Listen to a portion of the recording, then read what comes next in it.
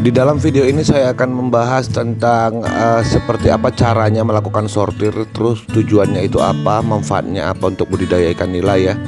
Terus seperti apa itu yang disebut dengan panen parsial dan bagaimana cara menghitung FCR jika kita melakukan metode sortir atau metode panen parsial ya, supaya FCR atau food conversion ratio-nya itu bisa kita ketahui. Semuanya akan saya ulas di video ini, jadi jangan di skip.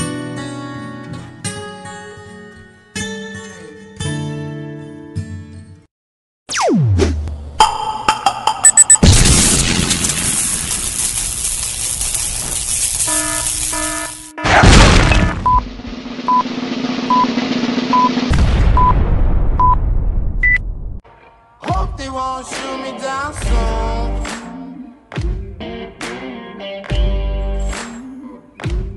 They sing on a sleepless night.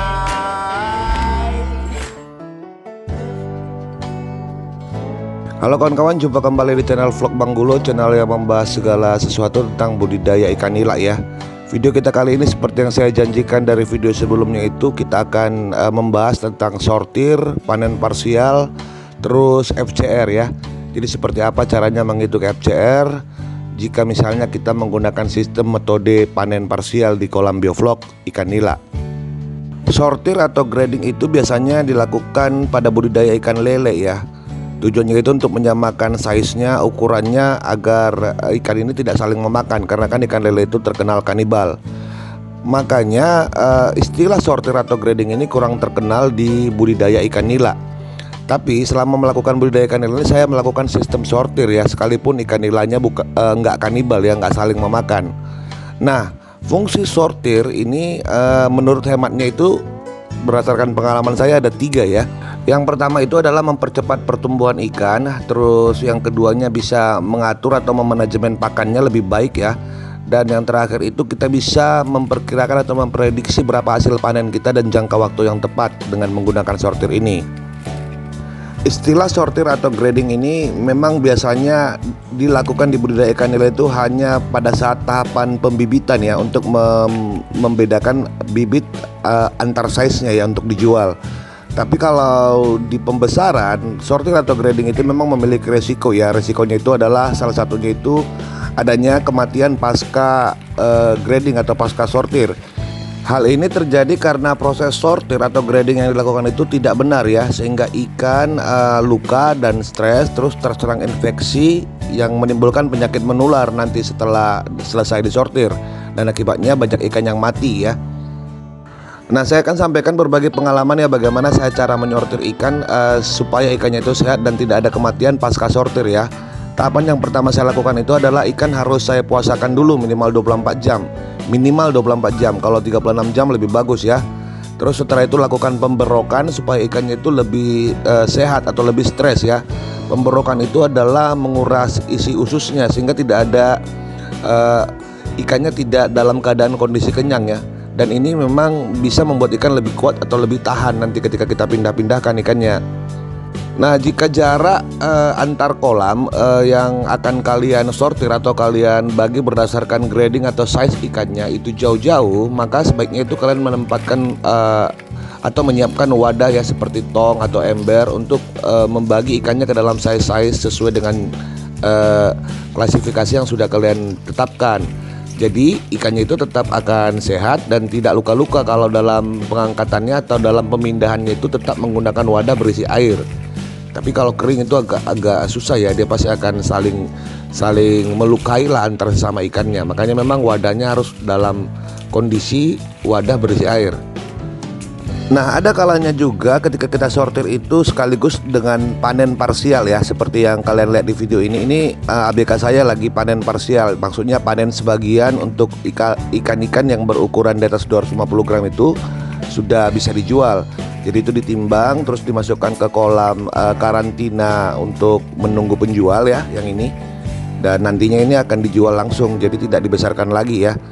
Nah, dalam proses sortir ini yang paling penting diingat itu juga memang kita bisa melakukan penambahan garam di wadah-wadah yang sudah kita siapkan untuk penampungan ikan sementara ya. Ini untuk mencegah ikannya luka-luka ikannya ini bisa tidak jadi meradang atau tidak jadi infeksi ya. Terus juga bisa membantu ikan itu tidak stres, sehingga masih bisa kita pelihara untuk beberapa bulan ke depan sampai ke size yang kita harapkan. Selain menambahkan garam pasca sortir, terkadang saya juga memberikan antibiotik ya ke dalam kolam ya ketika ikan-ikan ini saya sortir.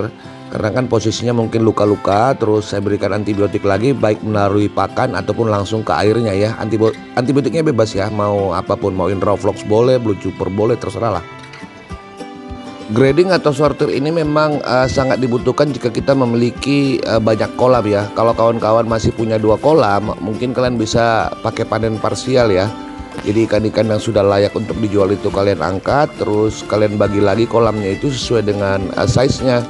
Jadi nggak terlalu jauh perbedaannya ya. Tapi kalau kalian memiliki banyak kolam, memang grading atau sortir ini sangat penting ya, supaya kalian itu bisa meningkatkan keuntungan dan menurut saya lebih aman lah dalam hal budidayanya ya dari segi finansial. Nah, sekarang kita bahas tentang 3 manfaat tadi dari grading dan sortir di kolam bioflok ikan nila ya. Yang pertama itu adalah memacu pertumbuhan ikan. Mengapa ini bisa memacu pertumbuhan ikan dengan melakukan grading atau sortir? Sadar atau tidak sadar, sebenarnya ketika kita melakukan sortir itu kan kita menyamakan ukuran ikan. Dan di budidaya ikan nila sudah kita kenal juga bahwa ikan jantan itu akan jauh lebih besar dibanding ikan betina. Sehingga secara tidak langsung memang kita menggrading ikan ini ke jantan 1 kolam terus betina 1 kolam. Kurang lebih seperti itu ya. Sekalipun tidak 100% itu bisa benar. Tapi terbukti memang itu akan memacu pertumbuhan. Karena kalau ikan kawin itu akibatnya dia jadi lambat besar ya, karena dia menghabiskan banyak energi atau banyak protein yang dari pakan itu untuk bereproduksi. Jadi tidak untuk mengembangkan bobotnya. Itu makanya kita itu mencegah ikan untuk kawin di kolam pemeliharaan kita ya. Manfaat sortir atau grading yang kedua itu adalah manajemen pakan akan lebih baik. Ini maksudnya itu ketika kita melakukan sortir, maka secara tidak langsung kan kita kembali mengetahui berapa jumlah ikan di dalam kolam, terus kembali mengetahui berapa bobot ikan di dalam kolam, sehingga porsi pakan yang kita berikan setiap hari itu benar atau sesuai dengan bobot yang ada di dalam kolam. Nah, kalau misalnya contohnya sekalipun kalian itu mencatat jumlah ikan yang mati, terus selalu mau sampel bobot, itu juga tidak akurat ya. Kenapa? Ikan mati kalau kelihatan ya pasti diangkat, tapi kalau ada beberapa yang tidak kelihatan malah ya, atau lompat keluar atau mati di bawah terus habis dimakan temennya, kita nggak tahu. Maka memang ketika kita sortir atau kita grading secara tidak langsung kan kita akan memastikan kembali jumlah ikan di dalam kolam, terus memastikan kembali berapa total bobot yang ada di dalam kolam. Dan tentunya ini akan berimbas ke pemberian pakan yang benar. Karena pakan yang benar itu selalu dikalikan dengan jumlah bobot. Ada yang 1%, 1,5%, bahkan 2%. Bahkan ada juga kawan-kawan yang berikan lebih dari 2%. Itu bebas saja ya. Tapi memang patokannya itu jadi benar karena kondisinya sudah kita sesuaikan lagi.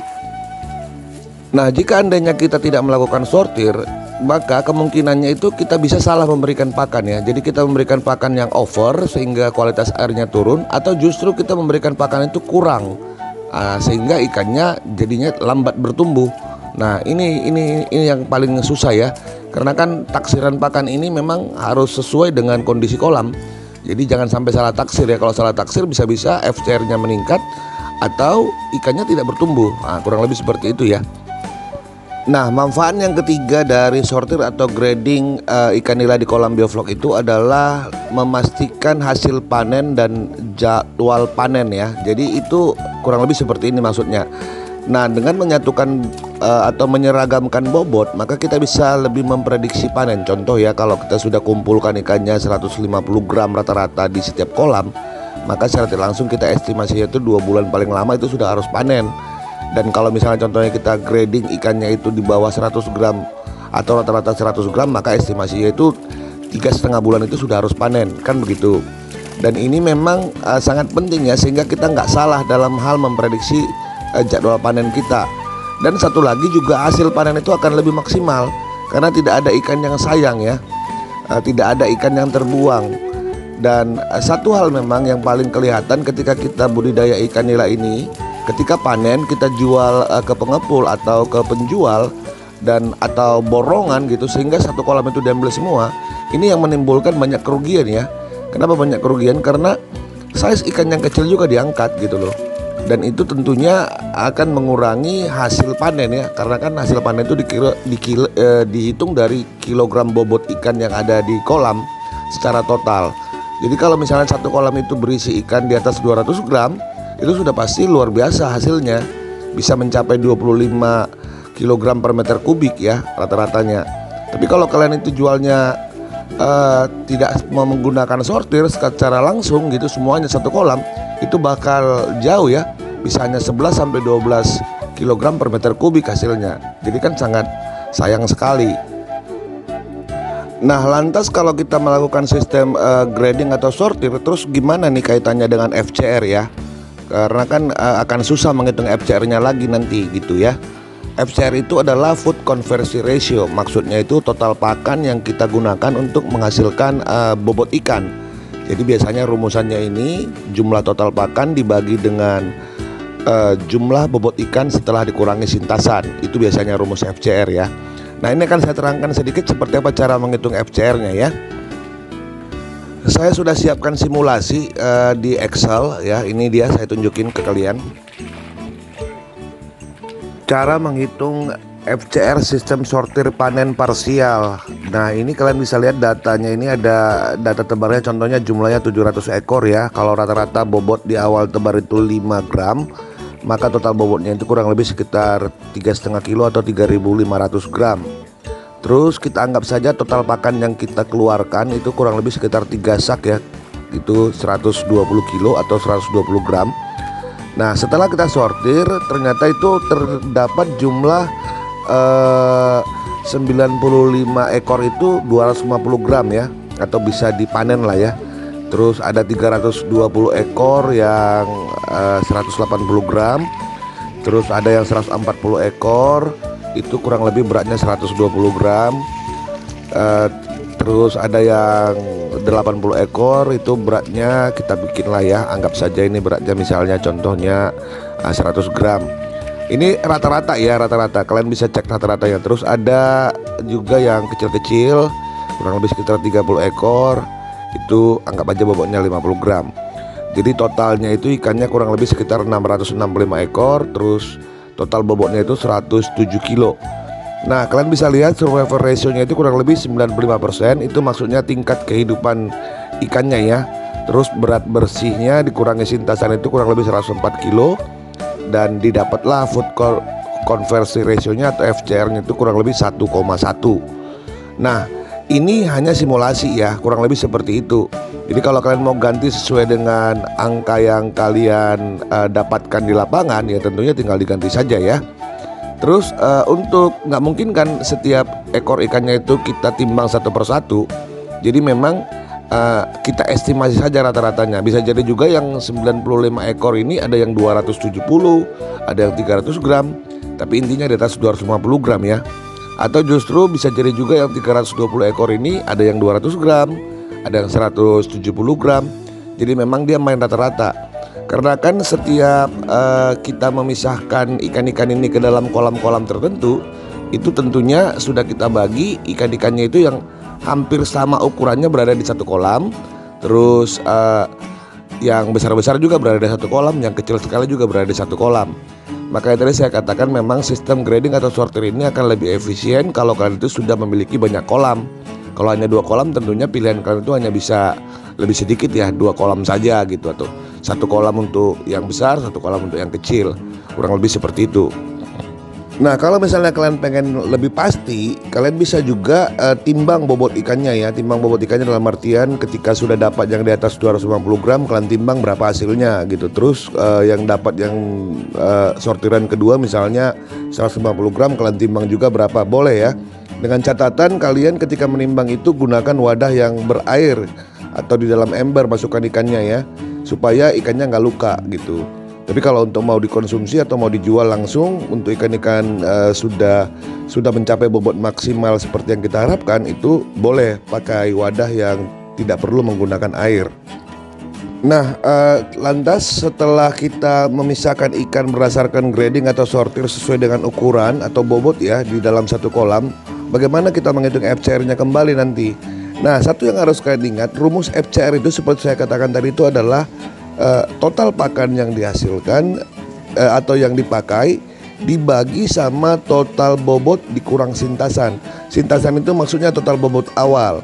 Nah, kalau misalnya saya pisahkan satu kolam ukuran 100 gram, rata-rata misalnya saya buatin 600 ekor, berarti kan saya tinggal kalikan saja nanti pengurangnya sesuai dengan total bobot awal kita masukkan ke dalam kolam berdasarkan hitungan kita. Terus kita hitung lagi nanti berapa total pakan yang kita habiskan untuk membesarkan ikan itu sampai ke masa panen yang kita harapkan. Jadi memang nggak ada susahnya gitu. Kalian cukup mengetahui berapa bobot ikan yang ada di dalam kolam sebelum dimulai pemberian pakan baru. Nah, setelah itu nanti total pakan yang kalian gunakan untuk lepas sortir sampai panen itu nanti akan kalian bagi dengan total bobot hasil panennya dikurang total awal bobot ikan yang kita masukin ke dalam kolam. Kurang lebih seperti itu ya. Baiklah kawan-kawan, hanya itu yang bisa saya sampaikan di video kita kali ini ya. Bagi kawan-kawan yang baru lihat channel Bang Gulo ini, silahkan subscribe channel ini, terus aktifkan lonceng notifikasi kalian ya.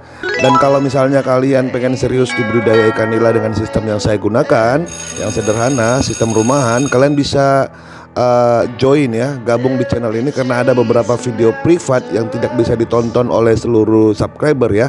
Hanya ditonton oleh membership saja ya, membership langganan ya.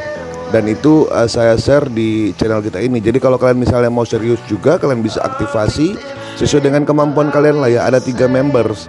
Jadi kalian bisa cek di tombol join yang ada di channel saya ini.